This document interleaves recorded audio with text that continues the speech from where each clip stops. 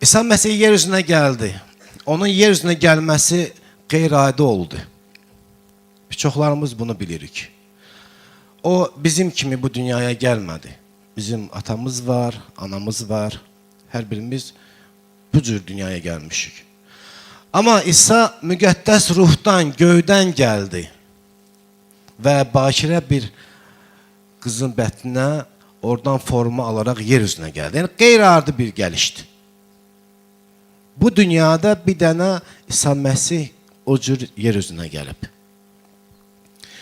Və gəlib təzədən göylərə qalxmamışdan qabaq o elə hey deyirdi ki, mən sizin günahlarınız üçün qurban kimi gəlmişəm.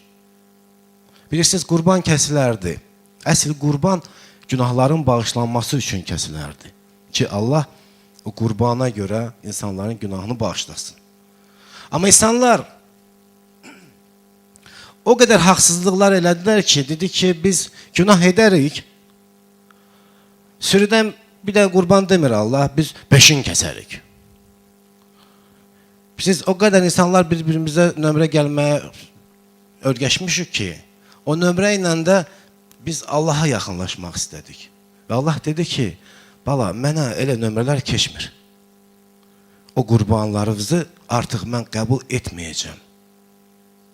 Əgər qurban yoxdursa, günah bağışlanmır. Əgər günah bağışlanmırsa, insan Allahın dərgahına düşə bilmir. Ata Allahın sevgisi bizim üçün İsa Məsihdə göstərdi. O yer üzünə gəldi, şəfa verdi, çörək verdi. Elə möcüzələr elədi ki, ölün diriltdi, anadan gəlmə kora göz ışığı verdi, karın qulağını açdı. Bu varlıq yer üzündə yaxşılıqdan başqa bir iş görmədi. Və o bizi çox yaxşı tanıyırdı, biz günahkar insanları və yaxındakı dostlarına, şagirdlərinə deyir ki, mən sizin günahlarınız üçün qurban kimi gəlmişəm. Çoxları başa düşmürdü. Və deyirdi ki, mən sizin günahlarınıza görə öləcəm və 3 gündən sonra diriləcəm və təzən öz dərgahıma gedəcəm.